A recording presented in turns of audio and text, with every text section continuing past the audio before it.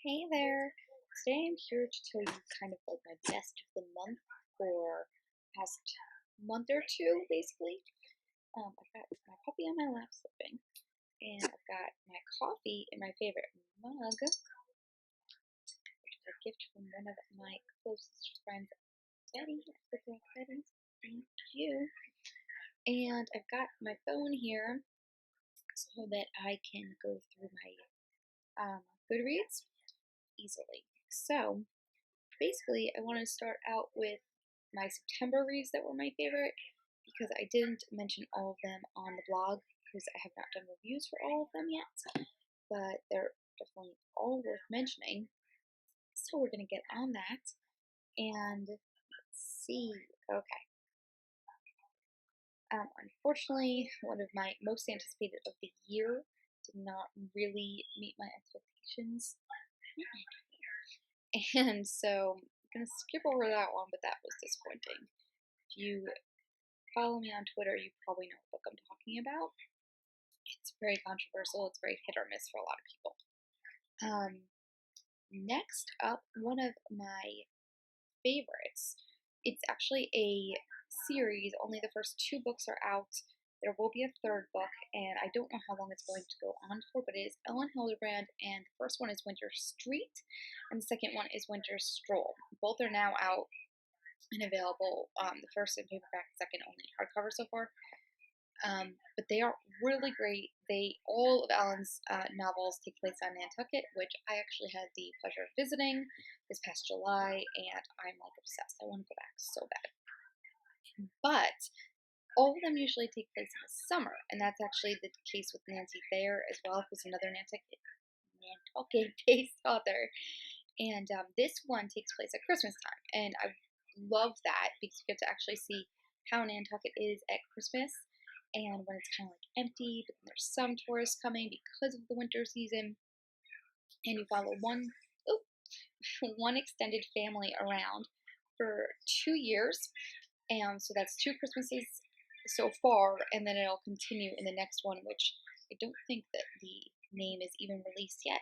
But I did like, let's see, it was Winter Street, then Winter Stroll, and I think I liked Winter Stroll a tidbit more.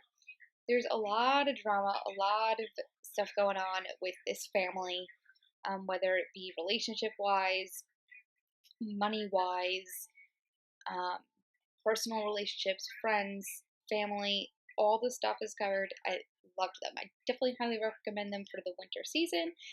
Now is the perfect time to get to these books. So those two, Winter Street and Winter Scroll by Ellen Hildebrand, definitely worth reading. Then, let's see. Oh, I finished off my Gillian Flynn books, so that means that I've now read all of them. Like, you're so in the way. You're so in the way. The last one to complete for me was Dark Places. So I did read that, and then following that, I did actually rent and watch the movie with John. I really, really liked the book. I think, I don't know, I think Gone Girl's still my favorite, and then Dark Places, and then Sharp Objects. That's what I think. But Dark Places was really, really close to Gone Girl for me. It was very different, definitely twisted, just how Gillian likes to do it. However, as far as the movie, I was extremely underwhelmed, and I thought that I would like it because I liked the casting and thought that it was good, but it seemed too like they tried to take the whole book and squish it into a certain amount of time, and that they lost a lot of the book by doing it. So definitely read the book, but I would say maybe skip the movie, unfortunately. I rated that one a 5, so definitely worth reading if you like suspense and thriller. There's not much gore in this, so you don't have to worry about that. I think it's even less gory than Gone Girl, except for one scene. Again, there was that same one scene in Gone Girl too, so depends. Next up, I actually gave a author that I previously had kind of written off a second chance, which I've done twice this year now, and I've been very happy that I did it both times. So this was the other author that I just mentioned before. She's a Nantucket-based author as well, just like Ellen Hildebrand, and that is Nancy Thayer. and this one was Beachcombers. The first one that I read, I think it was Beach House, I think. I don't even know. But I did not love it. I did not. But Beachcombers, I really enjoyed. There was way more character development this time around. You got to see more of the island this time around, and I'm not saying it was like an all-time favorite, but definitely good for a chick lit contemporary when you're in the mood for that kind of thing. And it definitely made me happy that I gave Nancy Thayer a second chance. She also has some Christmas-based Nantucket novels that I'm going to be looking into in the next few weeks. Oh, good heaven. Sorry. Got puppy butt in the video now. You're doing crazy. She's now plopped on my arm, so I need to get it back. Sorry, Maggie. Okay, anyway. Next, that was Beachcombers by Nancy Thayer. Okay, so then we are on to, some of those were September, some were October.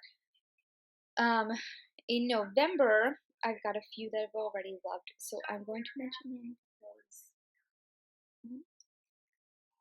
the first one I read on release day, well, listened to on release day, and that was November 9 by Colleen Hoover, who is one of my absolute all-time favorite authors. I adore her. I have not been disappointed by anything that she has done yet, and this was no exception. November 9 was fantastic. I've heard a lot of things said about shock value and things like that. To me, this was a very well done story using a different medium like Colleen Hoover likes to do. She likes to use, like in one of her novels, she did art, one she did music, and this is no exception. She seems to be including a writer and a poet kind of in this novel, and I really enjoyed that, and I liked the characters. Fallon and Ben were really, really great. I really liked them.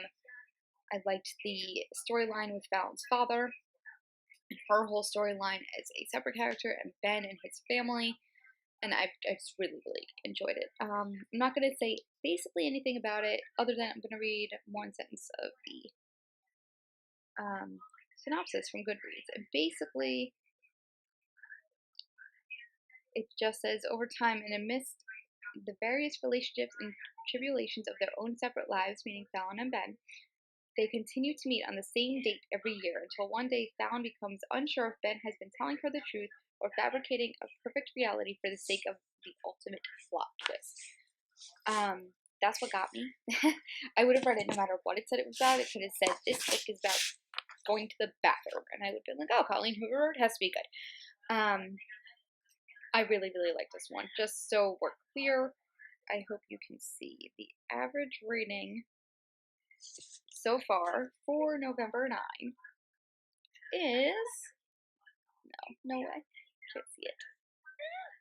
It's 4.60. Okay, I believe that's her highest rated book yet. Let's see. Just out of curiosity, right? Yeah, it's her highest rated. Close. She's got Everything's Over the 4. That's definitely the highest so far. I think next is Hopeless, which is 4.39. Oh, not Losing Hope, 4.46. But yeah, so definitely check out November 9 if you're a contemporary lover, new adult lover without all the explicit points. I loved it. I really did.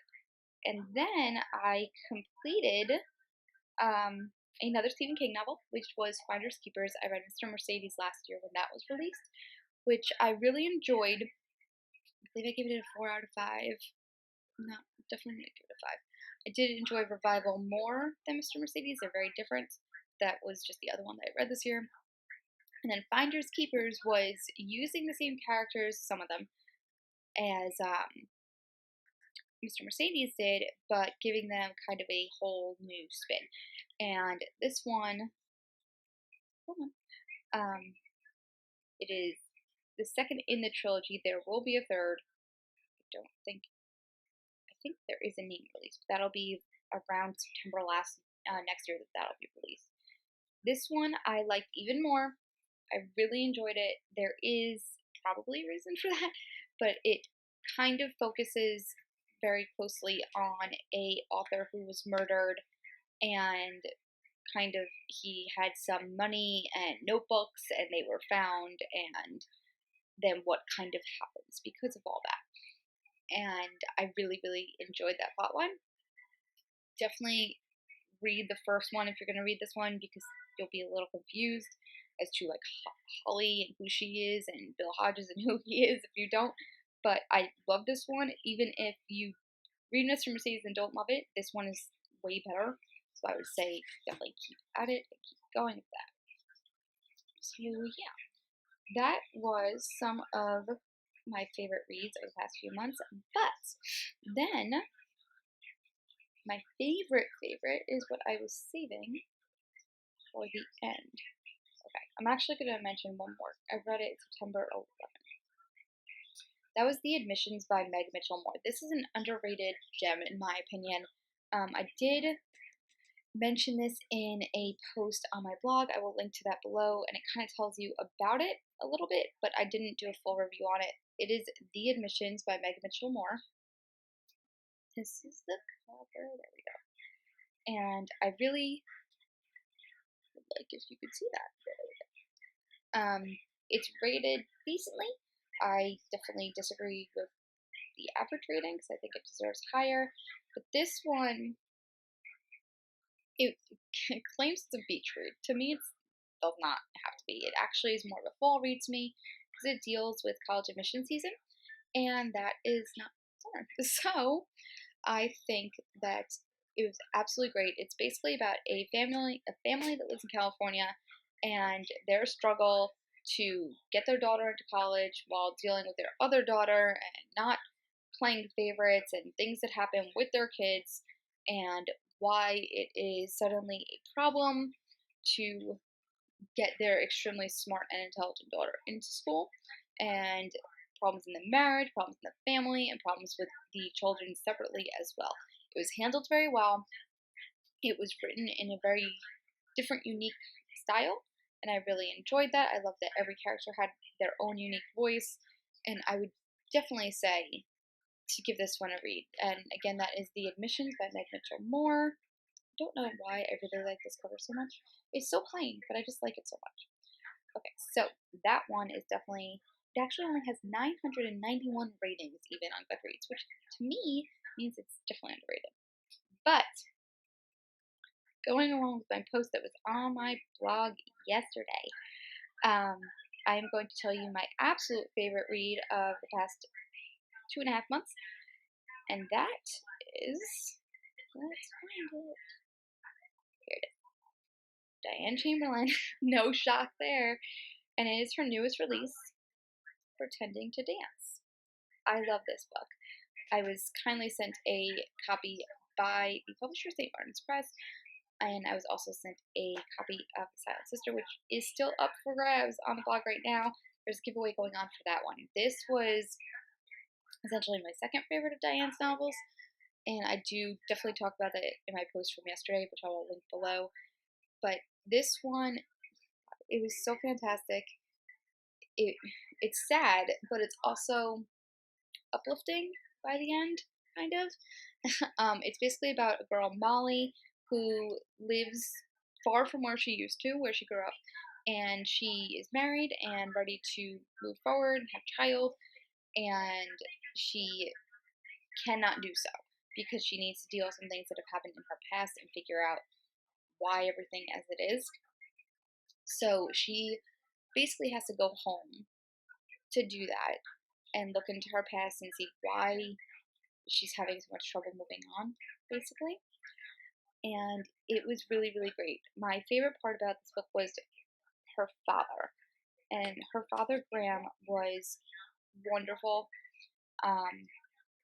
He has experienced some traumatic stuff in his life, and he has tried to be very supportive of his family, even though he has been through a lot. And Molly was basically daddy's girl until a lot of stuff that went on. And, you get to basically see why her past affected her so much. And it's a beautiful, beautiful story.